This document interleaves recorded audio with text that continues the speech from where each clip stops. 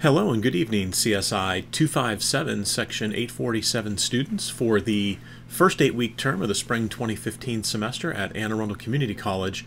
This is the Networking 3 course, and tonight's PacketTracer tutorial is going to be the Skills Integration Challenge for PacketTracer Activity 5.3.1.2. And so let's go ahead and jump in here, and these are some of the funnest activities because it really allows us an opportunity to pull together sort of all of the skills that we've learned so far, and this is clearly one that is very heavy with OSPF. So we're going to focus on OSPF v2 configuration. We've got our IP addressing there, and let's go ahead and start. So we're going to use the following requirements to configure OSPF v2 on router A and router B.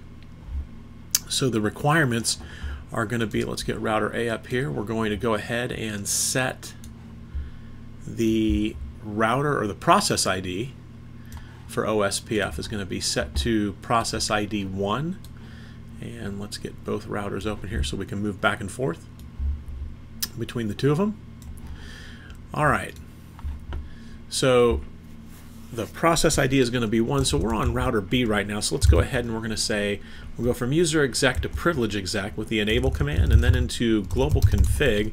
And I'm going to do a do show IP interface brief because I want to see, do we have any interfaces set up? And we do on router B, 192.168.1.2, and it's a /24. So let's go ahead and router OSPF 1. And the network address for each interface. So we're going to say network, and this is going to be 192.168.1.2. And so we're going to use an all quad 0 wildcard mask, which is going to limit the OSPF process starting on that specific interface. So that's going to be an absolute match for us. And oops, sorry about that. And we're going to say area 0. I got caught looking up at the screen and hitting enter before we were done there. And so we're going to have authentication enabled for area 0. So we're going to say area 0, and this is where we want to put our authentication, MD5. Come back one here, say message digest. I was trying to use MD5. So we've got authentication enabled now. And for router B, we're going to set the priority of the LAN interface to gig 00. We're going to set that to IP OSPF. Priority is going to be set to 100. All right, and the authentication key, so if we go roll back up a little bit here, we're going to say IP OSPF authentication, did I spell that right? Authentication key is going to be, or wait a second, we're going to do authentication, yeah, message digest, and yeah, we want the key. And so what is our key going to be? They're going to have us use Cisco, and that should be good for the interface there. So we've got router B taken care of. We're going to, it wants the hello interval as well. So IP OSPF hello interval is going to be set to 5. And the dead interval, IP OSPF dead interval, is going to be set to 20. And let's go ahead now and hop over to router A and make these same changes. So we're in user exec mode here. We're going to go to privilege exec, and then we're going to go into global config, where we are first going to go ahead and double check the interface. So do show IP interface brief. Let's make sure that we've got the IP configured, and that is correct. So let's go ahead and set up OSPF v2. So router OSPF with process ID of 1. We're going to add the network statement in specifically for this address, 192.168.1.1. I'll put the quad zeros in there, and then we're going to put it in area 0. And then now let's go ahead and do the area 0 authentication message digest, and then let's jump over to the interface gig 00. And so the interface specific configuration, we're going to go ahead and set the IP OSPF priority to 150, and then we are going to say IP OSPF authentication key, and we're going to set that to Cisco. And then we are going to, let's make sure we've got this. Oh, you know what? I just noticed they want an MD5 key. So authentication, message digest. Yeah, so we want the message digest key actually. So I'm going to have to make a minor change here, and we're going to go ahead and set that up in just a second. Let me get the hello timers. IP OSPF hello. Whoops. Hello interval, we'll set that to 5, and then we'll come back and we're going to say IP OSPF dead interval. So we'll set our dead interval to 20. And again, those are in seconds, right? So every 5 seconds we should be receiving a hello message. So we should never see our, and there you go, the authenticate or the adjacency has come up. So you should never see the dead timer. Do show IP OSPF neighbor. You should never see the dead timer drop below 15 seconds. So when it hits 15, it should then jump back up to 20. And so as I'm kind of hitting the up arrow here and then hitting enter rather quickly, you can see that when we get to 15, and then it drops to 19, right? So it's going up to 20, but then it's coming back to, it's counting down, right? And so that's these two timers also have to match, right? So we need to make sure that whatever we set the hello timer for on one side of the interface pair, that it needs to be the same on the other side. And then, so finally here, the final thing was, that's right, I'm going to go back to the authentication. So if I do a do show run, and I did not see the MD5, I just saw the key 1 and didn't actually read the whole thing. So as you can see here, we have IP OSPF authentication key Cisco. So I want to change that because this is supposed to be MD5. So we're going to say no, and I'm just going to highlight this here and copy, and let's paste. So we're going to say no. So what we want to say is IP OSPF message digest key. The key is 1, MD5, and then the password of Cisco.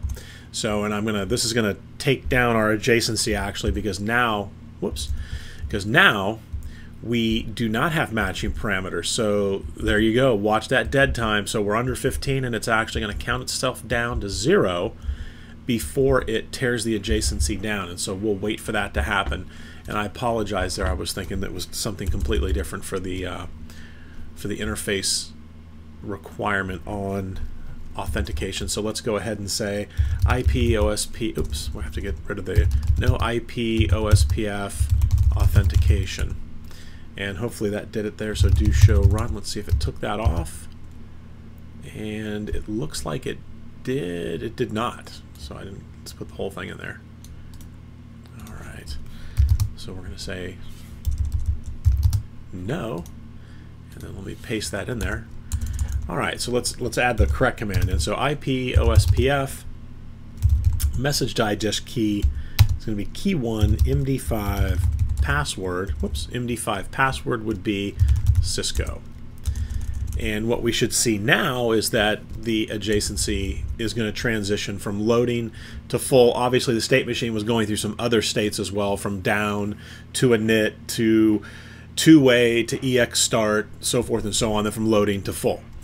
Okay, so we've got that covered now. So do show IP OSPF neighbor is going to show me that we're in a full druther state. If I do a do show IP OSPF interface gig 00, you can see that we've got message digest authentication enabled, and we are using key ID 1. You can see we've got our designated router ID as 192.168.1.2, so that's router B, and we've got the OSPF priority of 150 on router A. So the DR should actually be router A. However, since router A came up first, and then router B had at the time a higher IP address, is probably why it got selected. So let's do this on router B. I'm going to say do clear IP OSPF proc. So we're going to clear the process here. Now let's do a do show IP OSPF neighbor. And now he sees router 1 as the DR. So if I run this command again, we should see that the designated router has now switched. So by clearing the OSPF process on router B, it forces an election to take place, and then router A is going to win that election now because, again, we've changed the priority on router A's gig 00 interface, which goes out to this multi-access segment. We've changed it to a higher value than router B. So for this section here, right, this sort of section of requirements here, we're done, right? We've got everything added in there. So let's take a look at where we are going to, it says use the following requirements to configure router C. So let's go ahead and pull router C up here and get him into the mix. And let's make that a little larger for you. Okay, so with router C, we're going to use, we'll go from user exec into privilege exec with the enable command, and then into global config, and we're going to use process OSPF 1. So the network address for our LAN interface, so we're going to say network 192.168.1.3, and we're going to use the quad zeros, whoops, to make it an exact match, and that interface will reside in area 0. And so far we've only been dealing with area 0, and next week, or this coming Saturday, we're going to be talking about multi-area OSPF. All right, so it says enable authentication, so area 0, authentication, and we're going to use message digest, MD5, and we're going to use those same commands again. And so now it says, okay, for router C, we want to go ahead and do a default information originate, because we're going to have router C propagate a default route into OSPF area 0, which the other routers in area 0 are going to go ahead and use for their default route. Okay, so we've got that set up, and set all interfaces to passive. Okay, so we're going to do passive interface, default, right? But then we want to say no passive interface GI00, and then we'll leave it at that. We're not doing OSPF, and this is actually a very key point here. So we're not doing OSPF on that interface right there, this interface that goes out to the internet, right? So we can leave the passive interface on here because we don't want to send hello messages to the internet, because chances are we're not peering with our, if this is our service provider, right? If this is your Verizon, Level 3 Communications, whoever it may be, you're probably not going to be peering with OSPF. Chances are, and you may have heard of this protocol, and actually, not technically, it's not a routing protocol, but BGP, Border Gateway Protocol, that's probably what you're doing here, right? If you're peering with your service provider. Again, we have a default route, but the point is that with the relationship here between us and the service provider is we don't want to send OSPF hellos because there is no adjacency here. So, however, here we do not want that interface to be passive, right? So that's why we've entered the no passive interface gig 00, because we want the hello messages going this way, because we want to go ahead and we want to make sure that we establish adjacencies with the routers, router A and router B. All right, let me clear the screen here and let's get back. So we've done the no passive interface command to make sure that updates do get sent out.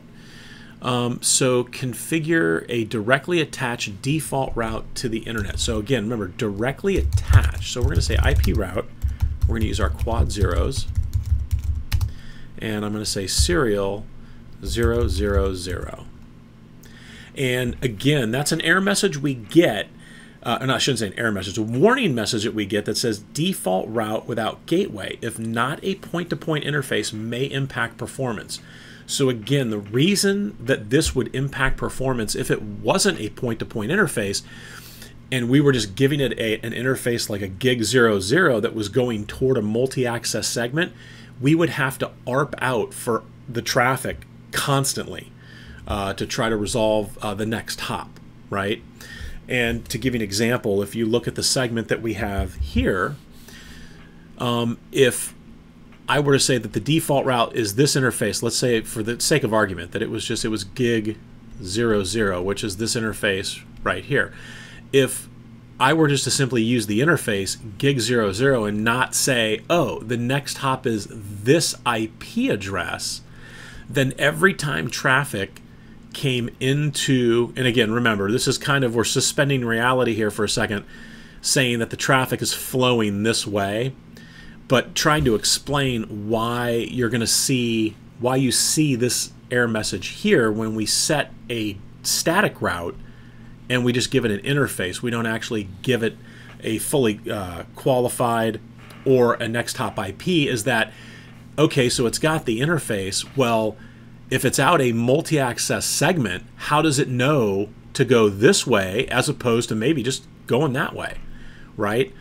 So it doesn't, which means it's going to have to ARP for the destination every single time, hoping to get back responses from either that interface or this router or that router, right? And so that's why you get this warning message here. It says default route without the gateway, right? So we never gave it the next hop IP. However, we are a point-to-point interface up here, right? So this segment right here with the serial link, you know, the little sort of lightning bolt connector, this is a serial connection, right? And this is point-to-point. So this is okay. And there's no need to ARP here, right? Because how many people are on the other end of this connection? On a point-to-point connection, you've got this point to that point, and that is it. So we're okay here, but it's going to give you this warning to let you know that, hey, if you're setting this up on, you know, again, for the sake of argument, if it was this interface here and traffic was coming this way and that was the default gateway, right? If this was our default gateway and we were floating this way, again, how do I know, right? All I know is I'm going out that interface. I have no clue if I'm supposed to go here or here. And so it's going to generate a ton of ARP traffic and it's going to impact the CPU in a negative fashion. All right, so let's go ahead and continue on here. We've got the directly connected default route, or directly attached default route. OSPF priority set to 50 on the LAN interface. So let's go into interface gig 00. I'm going to say IP OSPF priority of 50. And we don't have to reset anything because this is the third lowest priority. IP OSPF message digest key 1 MD5 Cisco. We're going to do the same thing because you'll notice if I do a do show IP OSPF neighbors, right? I don't have any neighbors, and the reason we don't have neighbors right now is because the hello interval and the dead interval are not set to the same values as router A and router B. So how do I see that? So if I type do show IP OSPF interface gig 00, what are my values? Again, the default network type for Ethernet is going to be broadcast, and we're also going to have a default priority value of 1, and actually we've changed it, so it's going to show 50 to what we changed it to. But by default for Ethernet, the value is 1. For point-to-point serial link, the value is 0 because there is no DR/BDR election on a point-to-point link network type in OSPF. So here we go. So hello 10, dead 40, wait 40, retransmit 5. Right? That does not match what we set up on the other routers. So let's go ahead and change that. So IP OSPF hello interval is 5, and then IP OSPF dead interval is going to be 20. And so now what we should see with authentication, and there it is, with authentication configured, we've got our timers configured properly. And remember, timers have to match, and if you're using authentication, that definitely has to match. But remember, with OSPF, the subnets, the subnet mask needs to match. with respect to the neighbors that I'm trying to establish an adjacency with, and the hello interval and the dead interval need to match as well. The process ID does not.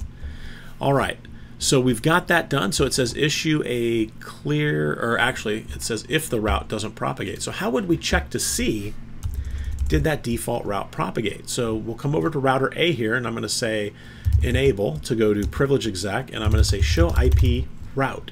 Because what should I see right now? I should see a candidate default, and again, this is going to be an external type 2 route, and here is the default route value, or I'm sorry, here's the default route entry in the routing table.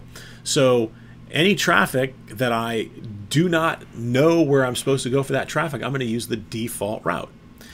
Okay, so verify your configuration. So I'm going to say show IP OSPF database. Let's see who we've learned about.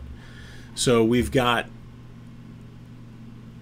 a router link state. So this is a type 1 LSA here. As you can see, I've got a type 1 LSA I've received from, this is my LSA right here that I've generated because I'm on router A.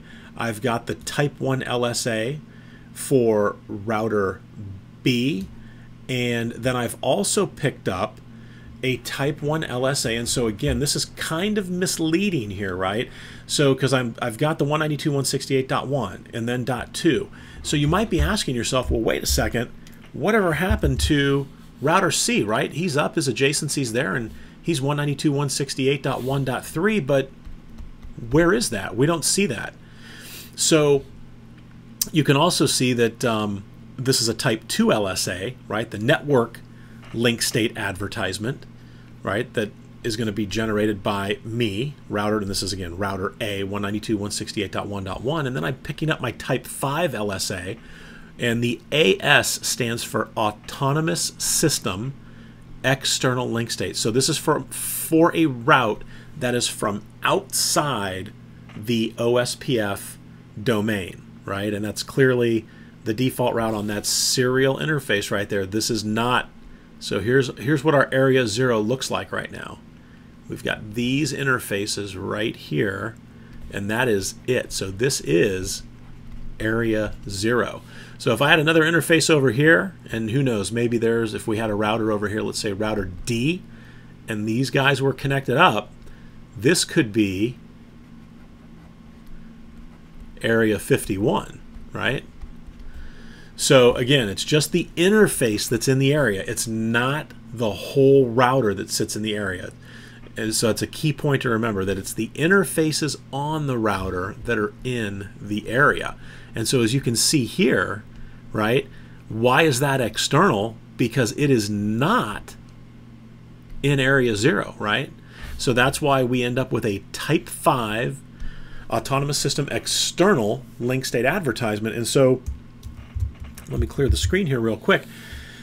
This IP address that we have on that interface should look familiar, and that is the IP address of the serial 00 interface. So how did it end up as the router ID?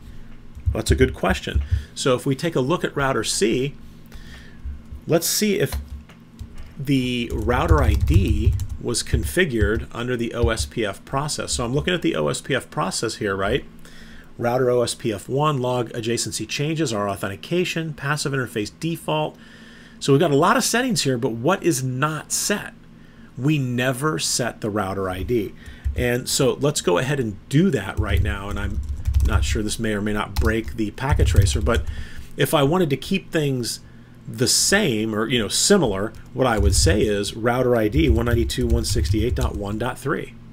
And now it wants us to do the do clear IP OSPF proc for that to take effect. I'm going to say yes. And again, remember that command I just ran right there, clearing the OSPF process. Do not run that command on a production network in the middle of the day. That is definitely a resume generating event right there.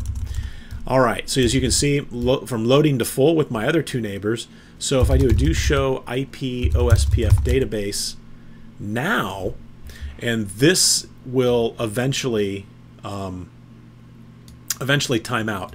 But you can see if I do it now, now we have the entry for 192.168.1 100.3, right? Okay, so we've got those changes made. It says RA should be the DR, so if I do show IP OSPF neighbors, and state is a drug. Let's come back over here. Let's double check this. Show IP OSPF neighbors. And router 1 sees router 2 as the BDR, router C as a druther, and then B, let's see, show IP OSPF neighbors. So yep, sees router 1 is the DR, so we're good there. So all three routers should be able to ping the web server. So let's give it a try. So ping 64.100.1.2. And let's see if router B can ping out. And it's possible that we're missing something here, so let's see what's going on. In fact, let me go ahead and I'll pull off that entry. So we'll say no router ID. And again, the reason that the previous router ID was selected, the 209.165, is because there are no loopback addresses, so that didn't get selected. And so then the router ID is not hard-coded, so that didn't get selected. So then what does it do? It's going to pick the highest interface IPv4 address that is in an upstate. And clearly here, 209 is greater than 192, and so that's why that interface was selected. All right, so let's do show IP OSPF neighbor, and sees them as druthers. Let's do a show IP OSPF neighbor here. Okay, and so it's got the correct router ID. So let me try to ping the web server 64.100.1.2, and let's see what happens.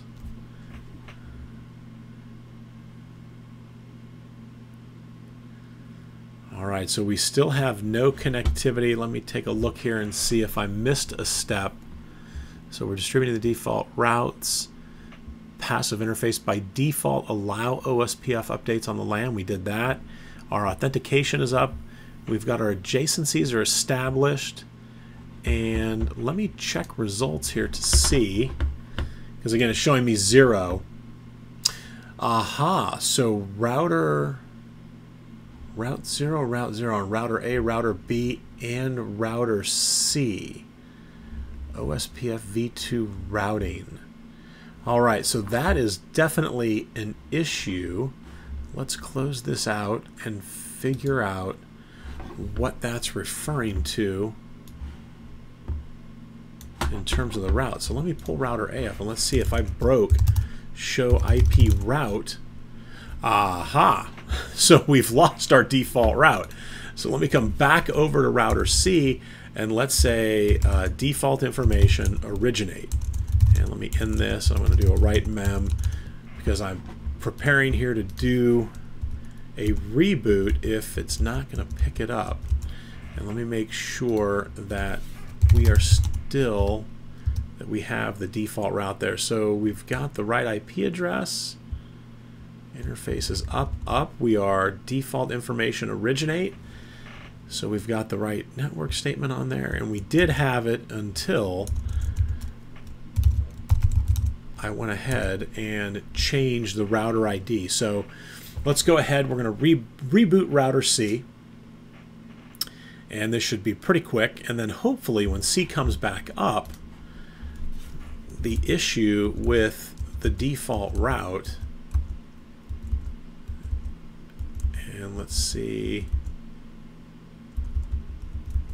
So I still don't see it. So let me do a clear IP OSPF proc.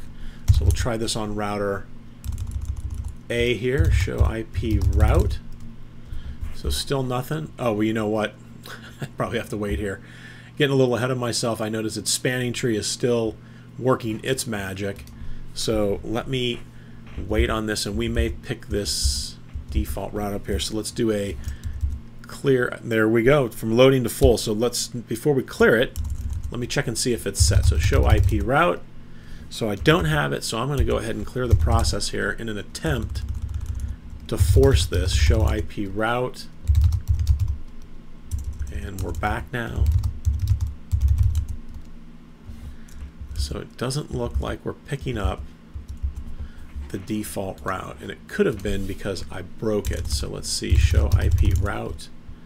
All right, so router 2 has it. So let's, or router B has it. Let's ping 64.100.1.2. Let's see if we've got connectivity, because we do have a default route.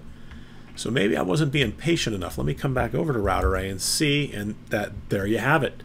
And those are typically the toughest problems to troubleshoot, are the ones that don't exist. And usually not being patient enough is one of those. So there we go. Now we have connectivity.